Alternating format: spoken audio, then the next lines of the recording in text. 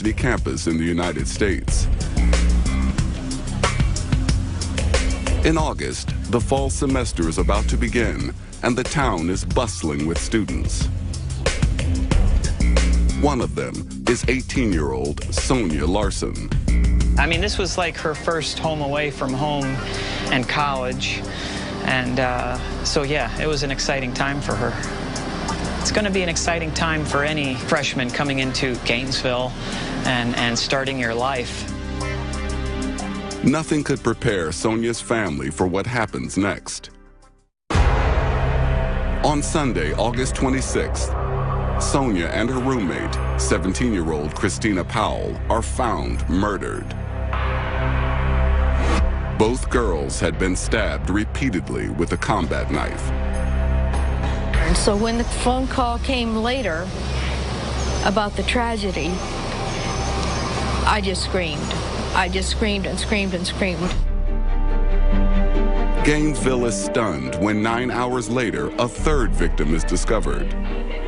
18-year-old sophomore, Krista Hoyt. She had also been viciously stabbed with the same kind of weapon. Krista was a person that loved life. She was the type of person that was very caring. Krista's family is still struggling to come to terms with her death when they're hit with another shock. The local press reveals the gruesome details of their daughter's murder. We only knew that she had been stabbed. We did not know that she had her breasts cut off, or that she had been gutted, or that she had been beheaded, and that their head had been moved to a different section in the apartment. We didn't know any of that, so this is total shock to us. All three of the victims were sexually assaulted and grotesquely mutilated. But the body count continues to rise. 2 days later, Manuel Taboada and his roommate, Tracy Pauls, both 23, are found butchered in their apartment. A media frenzy descends on the town, which is now dubbed Grizzly Gainesville. The once peaceful community is gripped by terror. With no one knowing when or where the killer will strike next, students leave the town in droves. I'm scared to death. I called my mom and she was crying. She said, just come home. I'm just really scared. This whole thing is just hitting so close to home. It was amazing that for several weeks it was unlike any panic you would see in a small town. Within days of the murders, Florida launches one of the most expensive manhunts in its history to track down the Gainesville Ripper. The police assemble a task force of over 150 agents who pursue thousands of leads. But what investigators don't realize is how close they have already come to catching the killer.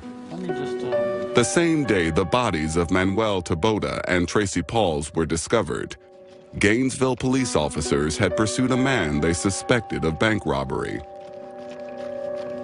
Although he manages to evade capture, the police stumble across his campsite. It's close to where Krista Hoyt had been murdered. In his tent, they had found stolen cash from a local bank. With the robber still at large, they seized his belongings and stored them as evidence. Then, on September 7th, just over a week after the Gainesville murders, police in nearby Ocala County, Florida, arrest 36-year-old drifter Danny Harold Rolling. He is charged with the attempted armed robbery of a local supermarket. 4 days later, a judge finds Danny Rolling guilty and sentences him to jail. Meanwhile, in Gainesville, the killing spree ends as abruptly as it started. And people kept wondering, why did it stop? We now know that's because of the bank robberies, but we didn't know that at the time, and so people lived in just tremendous fear. Finally, in January 1991, 5 months after the murders, the task force gets a break. A tip-off from police in Shreveport, Louisiana, Danny Rolling's hometown. A similar type murder had taken place where he had staged the victims.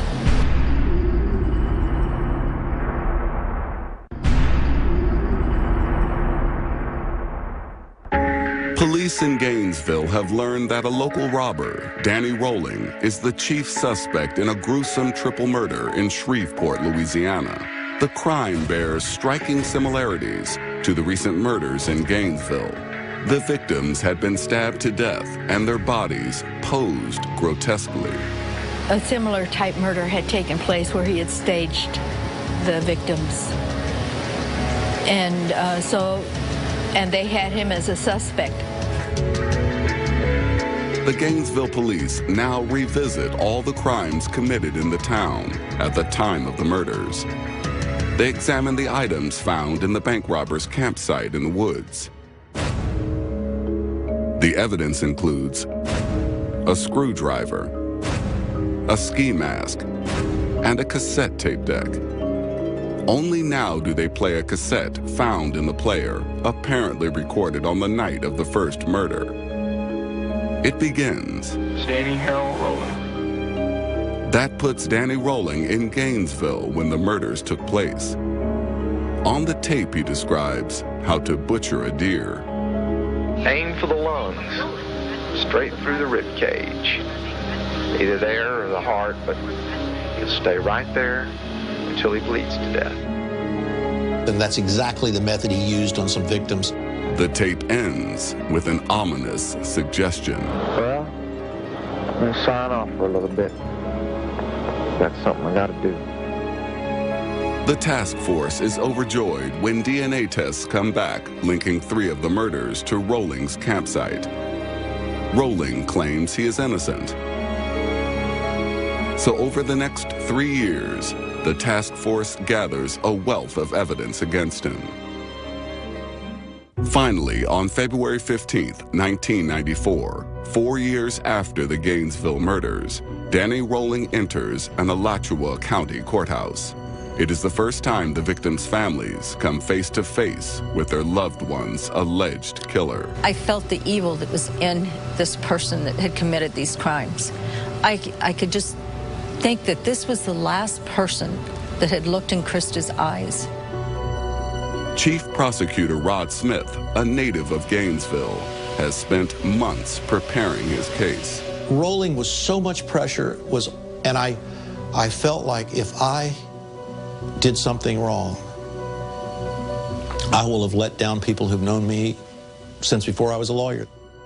But as the court moves to select the jury, Rolling makes a shocking announcement.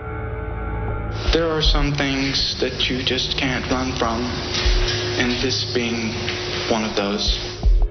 Rolling changes his plea to guilty to all 5 counts of murder. He was trying to manipulate his sentence. He did not want to get to the death penalty. But I really didn't feel like he had any remorse. I really felt more like that he was proud of what he had done. Rod Smith has no intention of allowing this vicious killer to manipulate his sentence. What I wanted to make sure is I wasn't going to allow that plea to be the method by which suddenly the jury didn't get to really find out how bad he was. He is determined to get the death penalty. But first, he must convince the jury.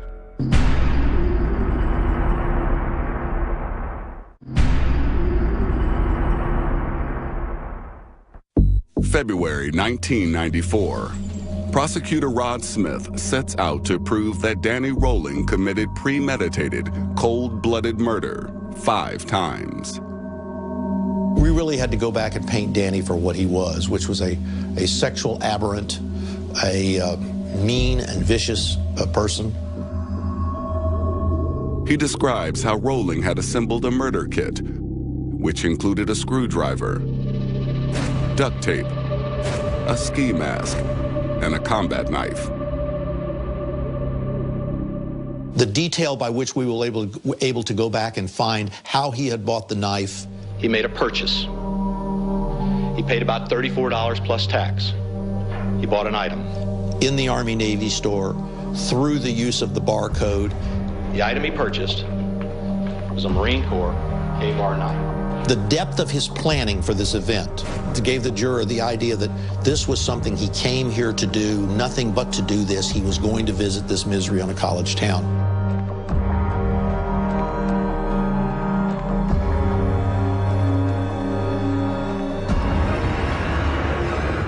Next, Smith produces one of his key exhibits, the photographs of the crime scenes. They certainly were something that they got your attention unlike anything you would imagine. The images show how Rolling mutilated and posed his victims' body parts to provoke and shock those who found them. Jurors were so taken aback that some asked not to proceed that day. Smith notices that the crime scene photographs even seem to affect the normally impassive Rolling. Every time a photograph of what he had done was there, Rolling would almost avert his eyes and even physically act like he was getting ill. Well, of course, I continued to make sure every time I got a chance at that point in time, I'd put it in front of him. Finally, Smith produces his most damning piece of evidence, Rolling himself. Probably the breakthrough in the case, which we then kind of recreated for the jury, to me, was how we came to finally get Danny to talk. While in prison awaiting trial, Rolling told investigators he wanted to confess to his crimes through fellow inmate Bobby Lewis. During a 3-hour confession, Rolling admitted to all 5 murders. I'm now willing to make a statement and answer any questions concerning Gainesville's third murder case and/or any other crime which I have participated in. Smith also reveals that Rolling boasted to his fellow inmates about the chilling details of his victims' last hours. 3 of the victims he literally tortured for sexually and otherwise for hours. He talked to them, he told them what he was going to do to them. He told them how it was going to be. It's unimaginable, the horror. But perhaps the prosecution's most important testimony is that which reveals the killer's real motive for the murders. Their witness is hardened criminal and Rolling's confessor, Bobby Lewis. He was trying to terrorize the city of Gainesville. He was trying to make himself infamous or famous, to be a superstar amongst criminals. Now it's Rolling's defense team's turn to try and convince the jury that their client is not accountable for his crimes. If they succeed, they could save Rolling from the death penalty. Their evidence excusing Rolling for his actions comes from the same police interview in which he confessed to his crimes. In it, he identified an alter ego he called Gemini. The person that I really have struggled against to prevent becoming, to prevent ruling my thoughts and stuff is a person called Gemini, who is evil. Period.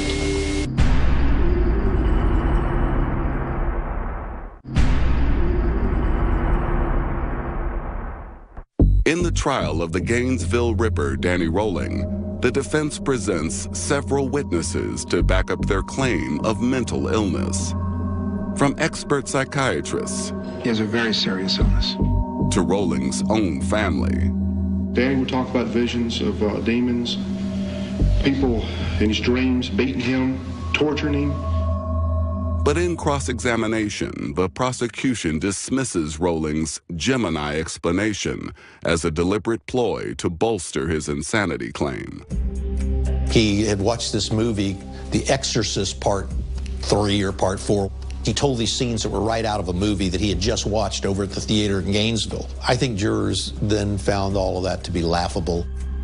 The greatest threat to the prosecution lies in the defense's evidence of Rolling's violent upbringing. They were going to try to show that Danny had had this abused childhood and that he was really just the victim of a set of circumstances in his life and that they ought to spare his life.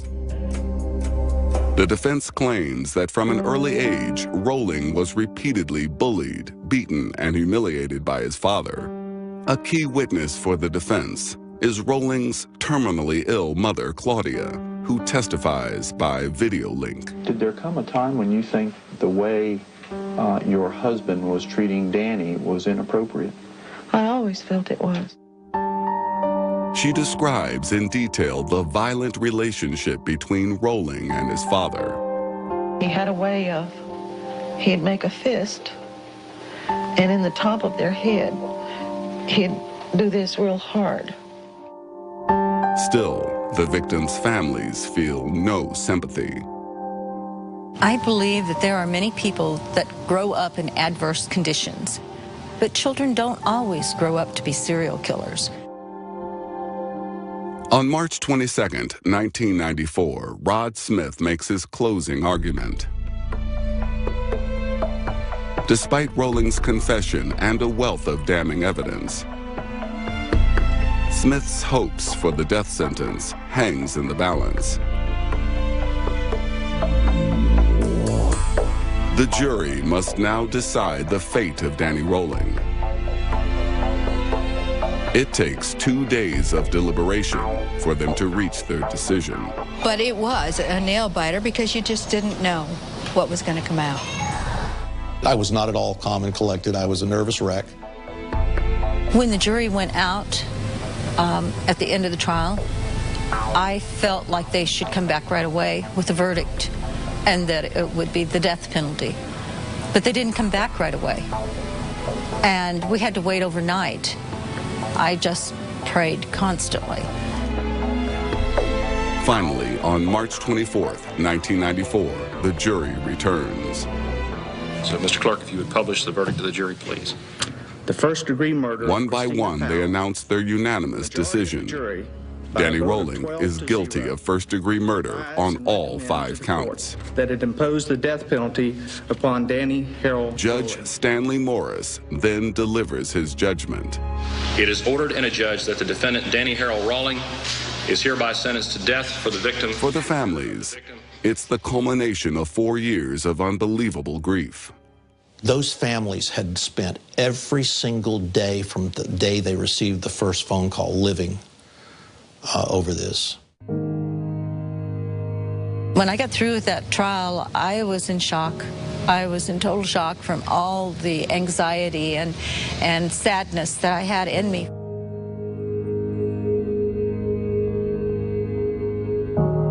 Even with Rolling's conviction and sentence, it will never replace the lives he destroyed. It will never be over for us. Mom said that until she's 6 feet under, that's when it'll be over for her. And the families know that justice could still be a long time coming. But I also knew that here in the state of Florida, things can go on for 10, 15, 20 years before that happens. Not until 16 years later, on October 25th, 2006, does Rolling's execution finally take place. The victims' families come together once more to witness the final moments of their loved one's murderer. Rolling is administered a lethal injection and draws his last breath at approximately 6:13 p.m. He died such an easy death. I mean, it's no pain at all. They give him a painkiller and then they kill him. Danny Rolling may be gone, but the community he terrorized will never fully recover from his horrific crimes. Rollings didn't just kill 5 students. He had his toll on everybody from the horrendous acts he did.